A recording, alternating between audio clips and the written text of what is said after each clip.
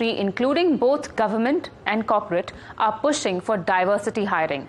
This is also the case with temporary recruitment during high-demand periods like the festive season, which fosters revenue for multiple businesses. In fact, as per the latest Founded Insights Tracker report, for June 2024, diversity hiring has increased by 33% on a year-on-year basis.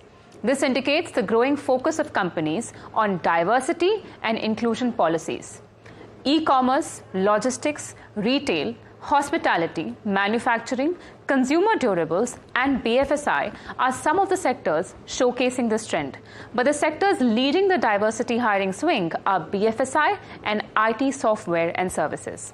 Companies are also focusing on hiring more women and offering skill development programs to improve their employability. This, according to recruitment's firm, is because women project both lower attrition rate and absenteeism. Some of the high-demand roles for women are sales associate, customer service representative, in-store promoter, personal finance, and retail insurance sales, among many others. According to Rituparna Chakraborty, a corporate strategist and independent director, India Inc.'s extension of gender diversity initiatives into temporary hiring during the festive season is a promising step forward. However, true progress will be achieved when diversity moves beyond seasonal trends and becomes a year-round priority. And in fact, to discuss this and more, we are in fact joined by Rituparna Chakraborty. She is a corporate strategist and independent director. Shantanu Rooj. Shantanu, good to have you back on the show. He's the founder and CEO of TeamLease Edtech, and Ankita Banerjee, the head EDI APAC Randstad. Good evening, all of you. Thank you for joining us. To you first, Rituparna, we just heard your comments there. Now, of course, data that's coming in seems to suggest that the diversity push, and today, of course, we don't seem to have diversity on this panel dominated by women. But anyways, I was asking you, data that's coming in seems to suggest that the diversity push that we are seeing in Indian corporates may now be extending to temporary hirings. What is your sense of on this and on the larger picture? First and foremost, it's a welcome trend. I mean, whichever way it comes, whether it comes to the hiring of more temporary workers who are diverse in nature or otherwise. So, I mean, every attempt in the direction of making the workplace more diverse is obviously welcome. But yes, I think side by side, like I said just a while ago to Mallika, that I think the issue right now is that can we sustain it and make it a much more long-term impact rather than just focus on this being a scenario when there is high demand. You know, obviously there is a season which is coming. I mean, the highest domestic consumption season is around the corner. The festival season is about to start. So there are extra pair of hands and legs that are required, and there is shortage of skills and shortage of talent. And of course, employers will have to now take serious cognizance of the fact that women are probably an important part of their hiring strategy. But having said that, I do believe that India is still far, far behind in terms of where we ought to be in terms of making workplace diverse. And hence, this cannot be episodic, this cannot be a seasonal trend, and this cannot be only at entry level. I mean, we all know, as a matter of fact, my belief is over the last 2 decades, India has done particularly well in terms of being very inclusive for entry-level profiles for women. But essentially, the challenge or the actual reality or the shocker is what happens to women after they've spent about 4 or 5 years at the workplaces. So I guess that's where the change is required. But I welcome this move. And the fact that a lot more sectors and industries are now opening doors to having more women itself is fascinating. I mean, I was so happy that in the last 1 week, 2 of the e-commerce delivery agents on my doorstep happened to be a woman. And I hope that what is happening in Bangalore translates all across the country and across profiles. So this change is very much needed. It's late, but I'm glad that it's here. Oh, yes, absolutely. Shantanu, now, there has been a lot of corporate focus on diversity and inclusion. In fact, India has seen about a 33% surge in diversity hiring. This is according to a June report of Founded Insights Tracker. Now, do you see temp hiring as an extension of the overall picture? And Are you hopeful that the narratives may now finally be changing? So, Nupur, thanks so much. However, if you look at the reasons why this is happening, right? So, Ritu talked about it. But then, apart from policy decisions, but there are a lot of corporates who are looking at innate advantages of having a lot of women in the workforce. They're talking about lower attrition level because women are supposed to be less fickle by nature. There are certain job roles where the efficiency is much higher. For example, the entire electronics industry prefers women workforce in the assembly lines. And they also talked about absenteeism, which is much better in a women workforce in this case. And what works for the short term obviously works for the long term as well, because the problems that you're solving by this diversity is actually not just a short-term problem. It's actually the biggest problem that CEOs in some of these industries face. So I'm very hopeful that this particular initiative, which is starting off possibly today and is being talked about because there's a lot of surge in hiring because of the festive season, is going to have a long shadow in the long term. Right, so we are hoping that this is going to be something that will be adopted in the long term as well. Let me also bring in Ankita now. Ankita, what do you make of this trend? And do you see any particular changes that are driving it? Excellent point, Nupur. I think what is happening right now is, I think companies are increasingly realizing and recognizing that by having a more diverse workforce, we are able to be more innovative, productive, and of course, future focused. And to become an attractive employer, it also means that I should be able to attract potential talents, future candidates. And that means that I should also be able to reflect the society that I operate in and the values of equity and inclusion that the newer generations truly believe in. And through these inclusive policies and programs and what I'll call reasonable accommodations, we should be able to attract talent in a talent scarce market. And the narrative that I see changing is across the board. We definitely need to have more women role models. So what Ritu spoke about, like moving from entry level to more leadership roles, for not just for women, but for other minoritized groups as well. But also collectively, I think as individuals and as organizations, we need to recognize the kind of heteronormative, gender normative, ableist biases and prejudices that we have. So I think that's a collective effort that needs to take place, and it will only be supplemented by, policy and structure level changes where we have, more, flexible, gender inclusive, as well as welcoming policies, like inclusive and accessible restrooms, lactation rooms, more generous parental leaves for traditional as well as for non-traditional families. So yes, I think I'm very proud of the movement that we've seen in the recent past, and that's ongoing. But it's an evolution. We can't rest on our laurels immediately. There's a lot of work that still needs to happen. Right, Shantanu. Do you see that multinationals, which essentially do have a very well-defined diversity and inclusion practices, are perhaps at the forefront of this trend, or do you feel that India Inc. is catching up very, very quickly? So yeah, multinationals come in at the forefront because they have a policy pushing them to ensure that there is a lot of inclusion and diversification in the workspace.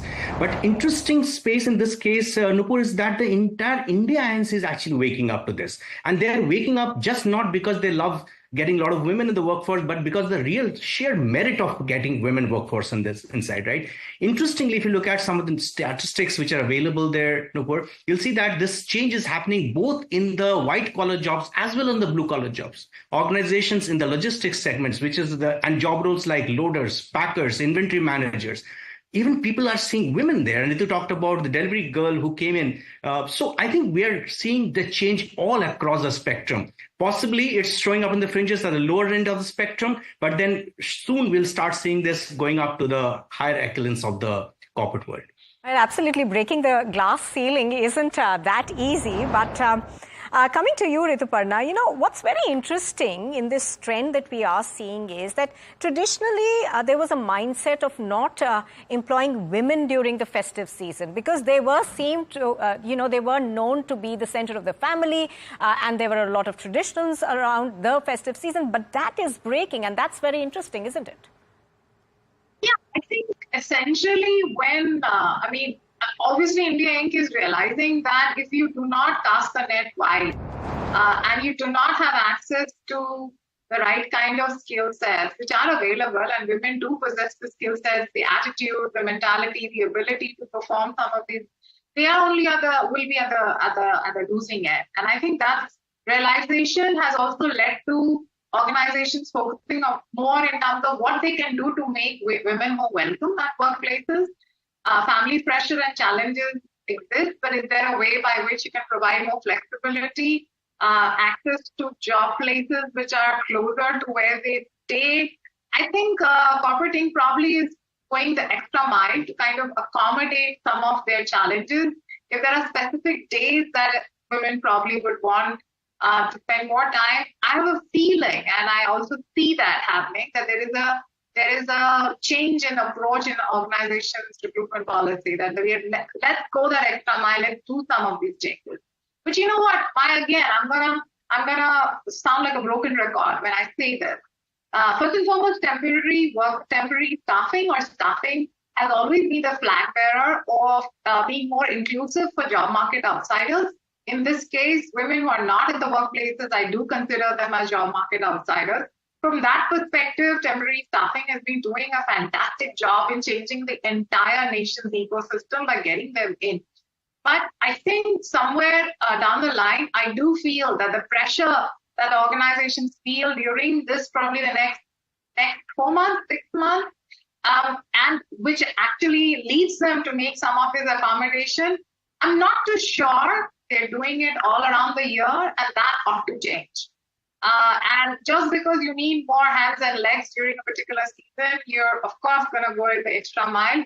But are you actually listening, paying attention to what essentially is required to make them welcome at workplaces, at different roles, at more senior roles? Is something that probably is a topic for another discussion. But I welcome the move, but I'm not going to sit back saying we've done enough.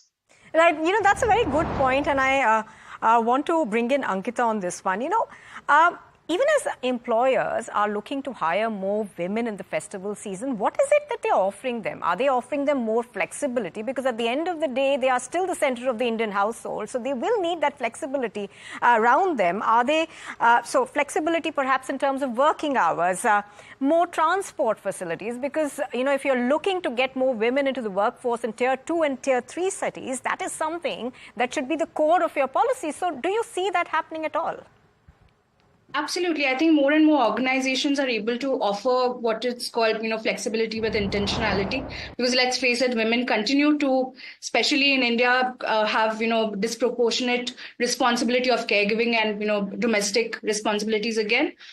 So yes, companies are offering that, more flexible hours, definitely transport. Also, I see there's an increase in terms of benefits like, better security, better, access to changing rooms, lactation rooms. These are some of the conversations that are happening. But I think there needs to be a larger focus. So it should not be, a moment of, focus or highlight where we are only doing this around certain times where we have more women employees, but to make this a more well-furnished, a more sustainable movement, I think we need to make policy-level changes, structure-level changes that will lead us to better retention of this talent, as well as being able to welcome more and more diverse, populations and communities within our workforce. Oh, yes, absolutely. Shantanu, now, are there any particular roles where women actually pip men? For instance, the Foxconn factory in Tamil Nadu, which has about 70% women as compared to 30% men. This, of course, is according to the company's press release that was issued around a controversy. But are there more such roles that would be more suited to women?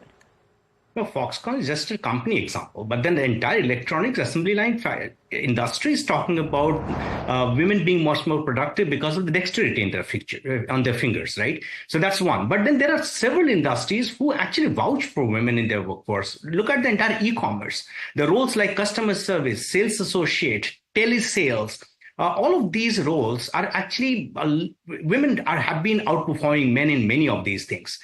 And now the women coming into the blue collar job as well, I think men have got serious competition there. Interestingly, just to add to whatever Ankita said, apart from all of those functionalities, all of those advantages and all of those facilities that employers are willing to give to women this time, I think they are also willing to give them all much better wages that they gave them earlier about, right? So the difference between the wages to male as well as female, I think there was a gap.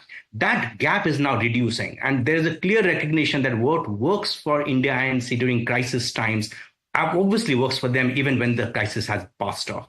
So this is going to long-term stay. So Shantanu, what you are saying is that we may not be seeing equal pay for equal work yet. That is perhaps still work in progress. But what we are seeing is that gap narrowing. Now, on the other side, what are the sectors that don't really hire women, which still seem to traditionally and continue to prefer a more male-dominated workforce? And what are the changes that can be made in those?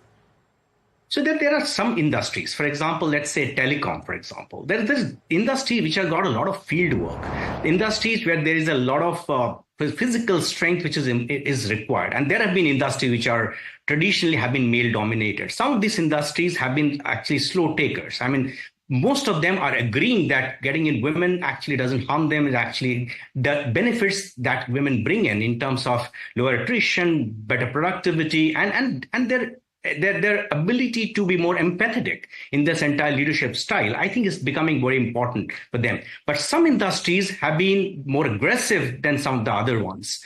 Yeah, so that's what we have been noticing. Right, absolutely. Rituparna, any thoughts on that? Because, there are still some male bastions which we are not able to break through. And we have often seen many examples as working women in our careers as well of this. Of course, Indian Army. I don't think in the right places we have enough women in leadership. Much as that, the premier technology institutes in India still do not have a woman chief, by the way, since it was since inception. I mean, these are some numbers that I'm recalling off the hand. I think, Reserve Bank of India, CBI, I'm so sorry to kind of call this out, but I know there are women in some of these institutions, but we still do not have women leaders.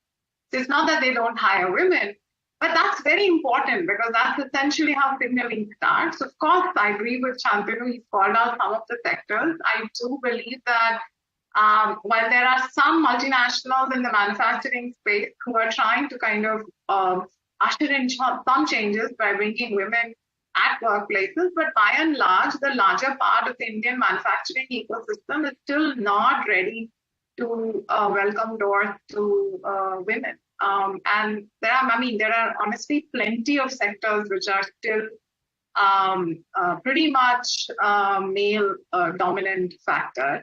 I know we see some changes happening in the likes of BFSI and IT and retail, for example, which has a lot of women. But I believe that there is a large number of industries and sectors which still have not become as inclusive as it ought to be, and probably have still a diversity ratio which is less than 20%, and that ought to change. So I wouldn't say that there is now sectors where there is absolutely no women, but it's a worry that some of them have never had any women in leadership, and that itself is not the right role model to attract more women. Right. Coming to you, Ankita. Ankita, sometimes a lot of these temp roles actually can create a pipeline of talent for full-time and permanent positions. Now, do you see that happening? Are you hopeful of that? And what is it that companies can actually do to make sure that these temp roles then get converted into more permanent positions? Absolutely. I think that's a growing trend. We see increasingly more organizations looking at that talent pool as well. I think one of the ways that we can intervene and make this more realistic is to offer, upskilling opportunities, even for our, temp workers, give them those opportunities to, again, raise their hands if they see certain roles come in, which are perm roles with the organization, and move. So looking at that cross-pollination of talent as well. And of course, to continue to focus on while you bring in that talent through, the temp route, but also look at how are you bolstering your internal, workforce environment, your ecosystem and practices to be able to, attract that talent, of course, retain that talent as well. So I think a lot of organizations are doing that today, and it's a great move in the right direction. I think we need to also support talent in the right way possible as well.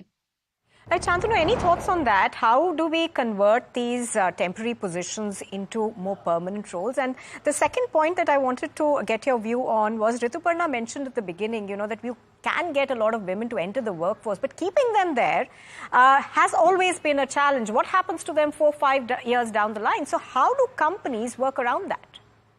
So two things. At TeamLease, we have been observing that a lot of employers have been taking this temporary staffing very seriously of late. They have those concentric circles of their workforce, and temporary workforce is being taken up very seriously now. They're willing to invest in upskilling them. There are several hundreds of employers today who are approaching us to tell us that they're willing to invest in, for example, degree connectivity solutions to this workforce who are coming in for the temporary purposes, and to ensure that they build up a long-term career for these candidates. They're willing to invest so that the productivity goes up, attrition comes down, or possibly the hiring costs comes down there. That's one thing that we have been noticing from that part.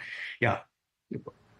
All right. Rituparna, you were talking, as I was saying, that you were talking about the bit that getting these women to stay is a challenge. And companies need to work on that continuously. And we've seen that as well in, the various organizations that we have seen that women join very enthusiastically, but often get weighed down by, the many cares in the world that they have to face. Of course. And honestly, on this part, while there is a lot corporates can do, a lot government can do, but there's a lot women have to do this area.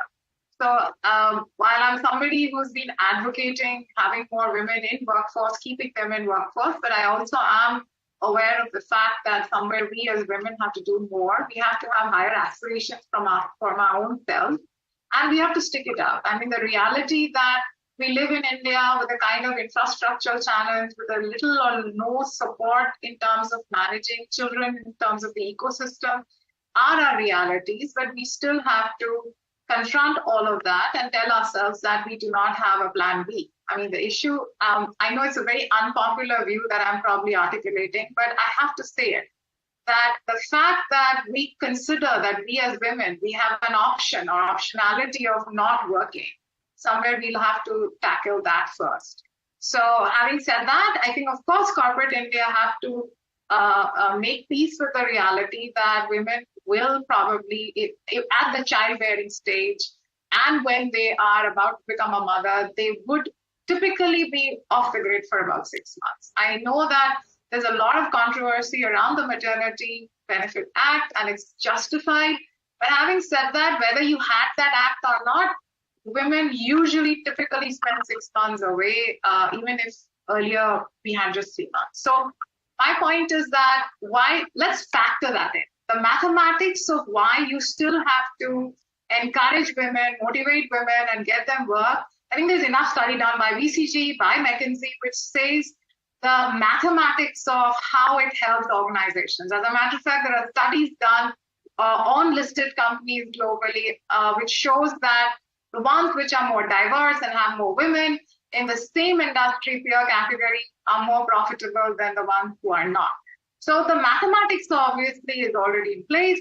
We just have to accept it. We have to play the long innings here and allow women the safety net to be able to remain in the workplace, remain productive, continue to invest in their upgradation of their skill set and also their morale. I mean, somewhere I think even before someone else decides whether we are capable or not, I think in our own mind, we tell ourselves we are not good enough. And I think that obviously has to change. But this is where I think the help from the organizations are required.